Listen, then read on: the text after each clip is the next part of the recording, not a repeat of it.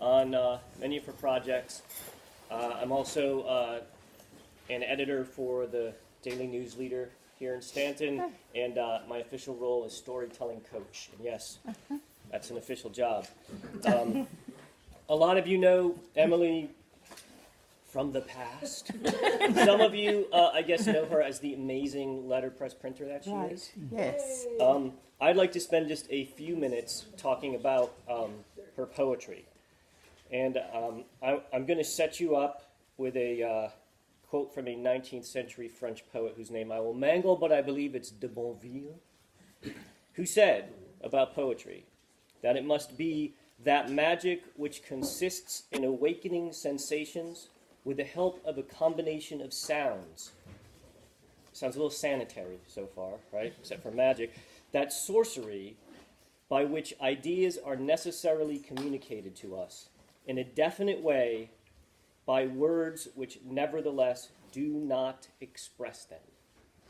Yeah. Now, I found this quote by de Bonville in a review of Marion Moore's work by the very young poet John Ashbery. The review, which was excerpted in an essay about Ashbery written by Helen Vendler, in which I found in a book not on a shelf not 20 feet from where I stand. So, in the same way that discovery of that brilliant quote was not a straight line at all, a poem is not a straight line either, and I think that's part of what that strange quote is about. It's not a straight line to comprehension. It doesn't argue a point. It can be reasonable, but its reasons for being aren't necessarily your reasons for reading. The poem is a way in. The poem is an open gate. Wow. What you do with what you encounter after you go into this book is up to you. But what I would like to share with you is something I found out about Emily's poetry. How each image or idea opens up more territory beyond that gate, more space for you to wander in. Things that fall being things of flight. How grief journeys far to reach us. The places on the other side of that gate are familiar to us. Emily grounds her work in the description of the natural world around us, but she posits a physics of emotion and urges us to test it out personally. This is a place where death opens dry hearts, where stillness polishes a mirror of perception and depth, which is in fact, in the lines of the poem, simply the surface of a koi pond, and where the fish beneath glow like slow embers. I promise you I'm not giving you spoilers for any of the poems that Emily is about to read, at least I hope not. And I will stop here and just introduce my very good friend and a wonderful poet, Emily Hancock.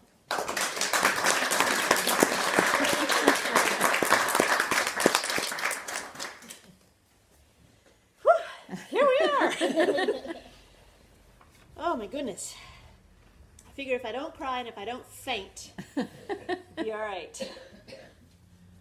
Thank you for being here. I can't believe it's the day. The great American poet Jane Hirshfield, who many of you may know, says in her book of essays, it's a wonderful book of essays called 10 Windows, How Great Poems Transform the World. Highly recommend it. She says, a work of art is not a piece of fruit lifted from the tree branch. It is a ripening collaboration of artist, receiver, and world. And in that sense, I am profoundly grateful for every single one of you present here today, and for all of those who are present in heart and in spirit. Thank you. Thank you for collaborating in the birth of this new little book of poems for the world. And so many of you are also writers and poets and artists and craftspeople, and it's a tremendous thing for me to be connected with each of you in this community. So thank you. At times I've been asked, how long long did it take you to write that poem? Well, if you're Stan Galloway, here about 30 minutes, and you'll have a American Book Award-winning poem. But for some of us, it takes a day, a week, a month. Some of the poems in this book have gestated for years. Last February, I happened upon one of those really big birthdays, you know, the kind that kind of pole vault you into a new decade, and you're not sure where you're going to land, but that momentous turning compelled me to start thinking about and gathering and eventually now offering my poems in book form. So I'm really not kidding when I say it took me 40 years to write this, okay? Mm-hmm. There are so many, probably uncountable, life events, experiences, relationships, literature, art, conversations, any number of other mysterious forces that become tributaries into our own creative currents, often unbeknownst to us. And I think this can spur us to a kind of reflection and deeper gratitude, even a little awe. We don't know exactly how we got here, where one of us ends and the other begins, where a piece of art arises from, and then what happens when we encounter it, and what will happen when we encounter each other in it. So it's in this kind of spirit that the Open Gate gets launched today. Technical specifications, for those of you who may be interested. 80 pages, about 46 poems, I think. I did not print the interior. Been another 40 years if I'd done that. This is, the interior is printed, digitally designed and typeset by my good friend and master printer up in Nova Scotia, Gaspereau Press, Andrew Steeves, and his buddy Gary printed it offset and machine sewed it. I did do the handmade jacket. I didn't make the paper. It was made by a wonderful mill in Montreal, but I did do the letterpress printing of the jacket.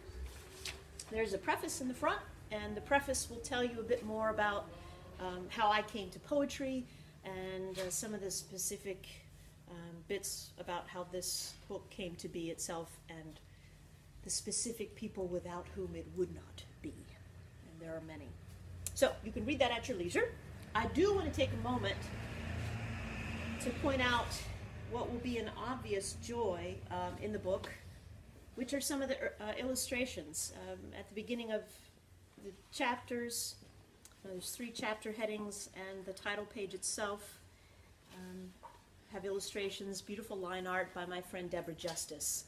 Early last spring, when this book started to sort of begin to come together, I asked her if she would think about adding some artistic interpretation. And to accompany the poems, she's done a spectacular job of creating the line arts, and you'll find these intuitive illuminations few throughout the book, including, of course, on the jacket. This is Deborah's, to me, perfect rendering of that sort of openness and movement and dimensionality that she got from the poems. So this was her image that we turned into a printer's block plate, and I printed the cover letterpress. Hi, Liz. There's a chair up here if you want one.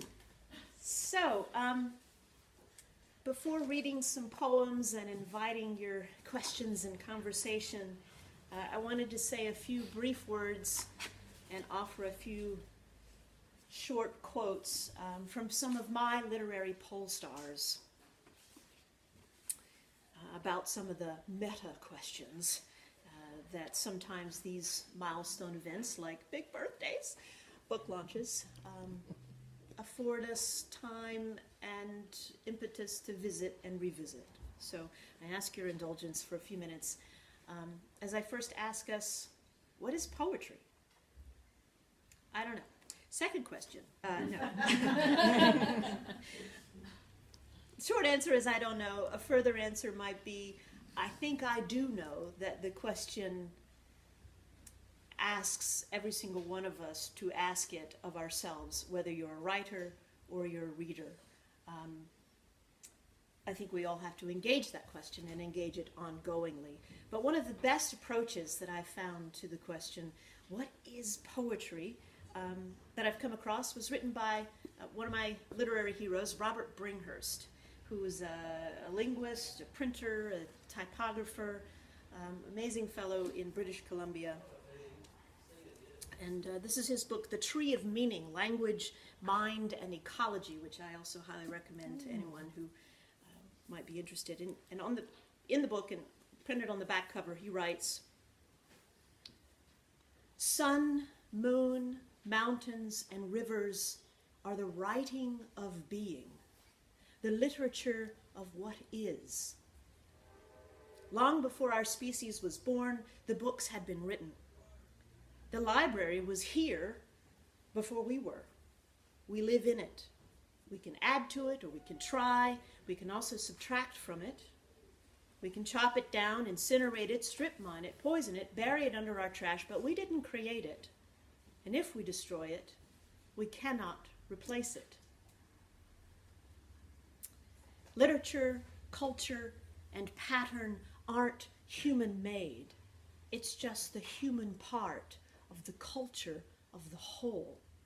So when you think intensely and beautifully, something happens, and that something is called poetry. If you think that way and speak at the same time, it gets in your mouth. If people hear you, it gets in their ears. If you think that way and write, poetry gets written, but poetry exists in any case.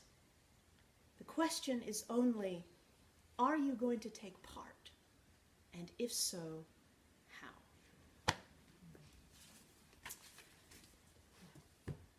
Another question that, if we're lucky, rises up every so often is, what is a poem? Someone asked me that many, many, many, many years ago.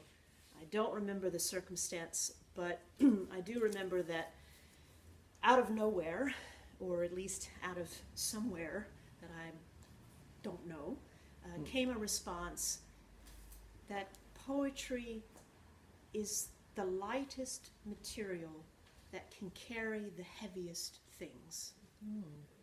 The lightest material that can carry the heaviest things. And by material, I mean not only language, not only words, but our very breath. Another one of my pole stars, Adrienne Rich, says in her essay, Permeable Membrane, she says, art is a way of melting out through one's own skin. What or who is this about is not the essential question. A poem is not about. It is out of, and it is to. Passionate language in movement. The deep structure is always musical, always physical, as breath and as pulse. Another really good book. A Human Eye, Essays on Art in Society by Adrienne Rich. These are my sacred texts here. All right, one more question. One more, I promise. One more question might be, what is a poet? Poet might be someone who, to intuit Robert Bringhurst, glimpses poetry happening and writes it down. One who might even give it outward. And that last part, to me, about giving a piece of art outward, passing it from hand to hand, from heart to heart. I'm not sure, but I have suspicions that that might be one of our watermarks as creative beings, one of the watermarks of human culture, that notion of something intentionally shared. Jane Hirschfield calls what we're doing here collaboration. Adrian Rich calls it being root-tangled in the grit of human relationship, of how we are with each other. And Annie Dillard says, just give it. Give it all. Give it now. Don't hoard it or save it for later or think you're going to run out or another better time will come along for it. In a famous passage in this book, she writes, these things fill from behind, from beneath, like well water. Give it all. Give it now. So what is a poet, an artist, any sort of creator, musician? I think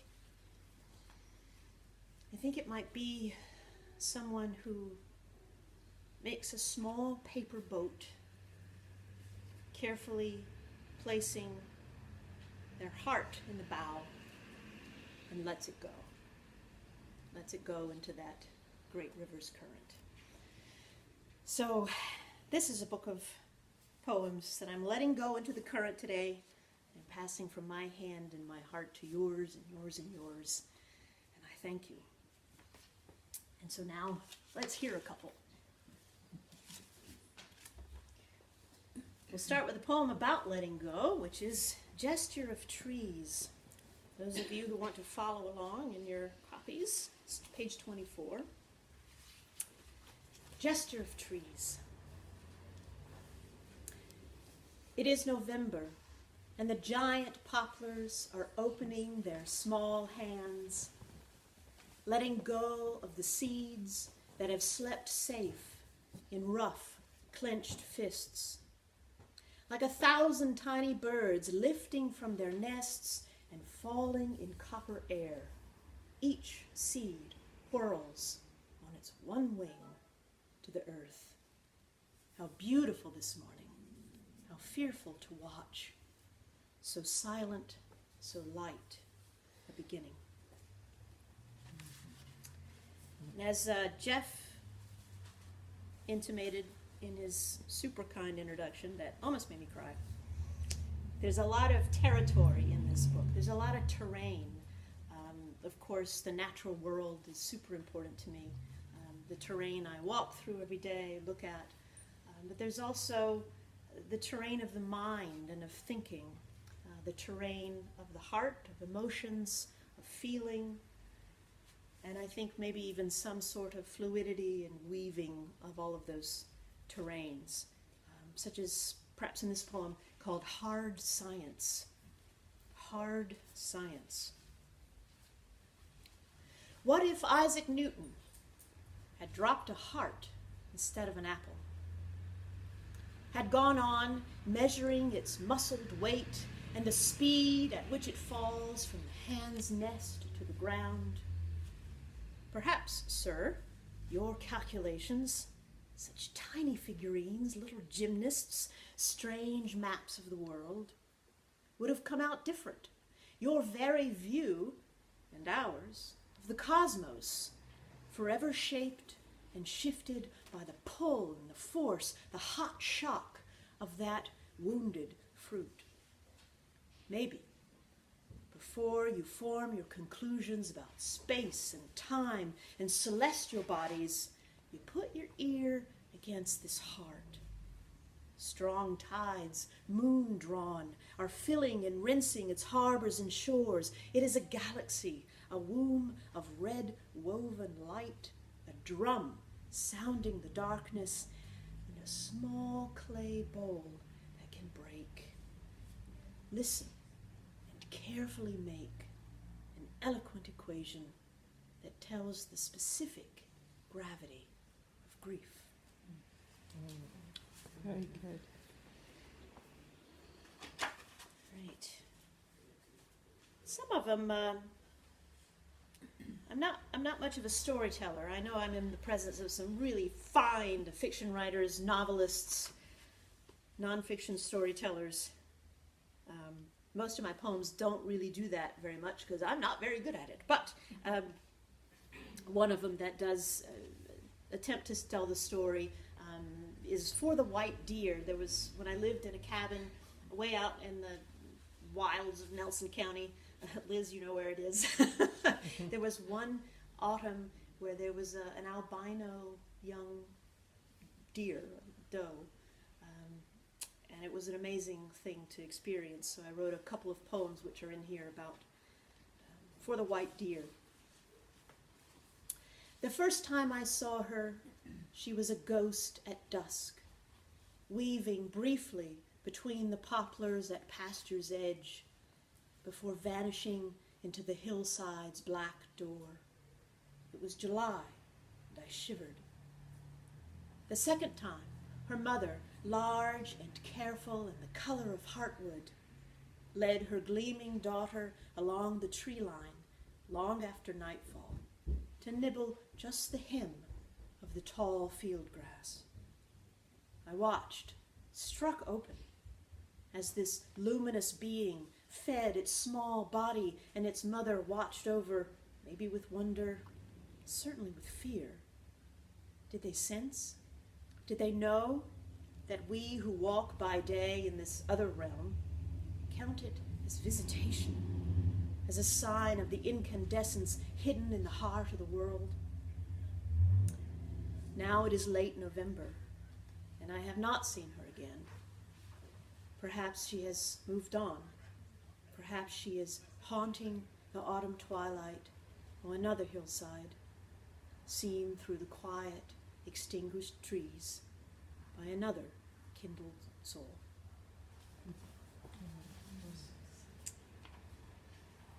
All right, we need a couple more here. This one's called Secret. It also came from that time at the cabin. Secret.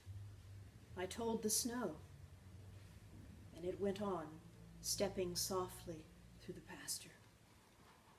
I told the holly, and every one of its 1,000 red bells tolled silently, brightly as before. Even the owl, when I whispered it into the dusk, did not alter a syllable of her ancient haiku.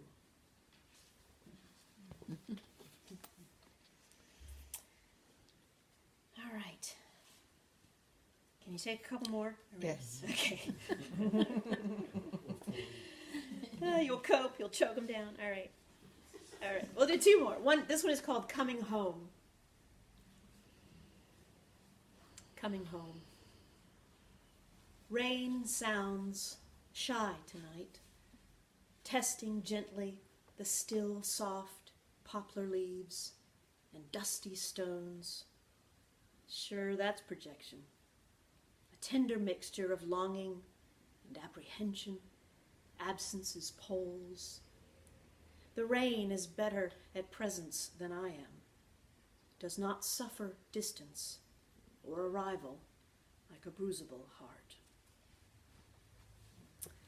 All right, let's do one last one. This one is called Now, on page 67.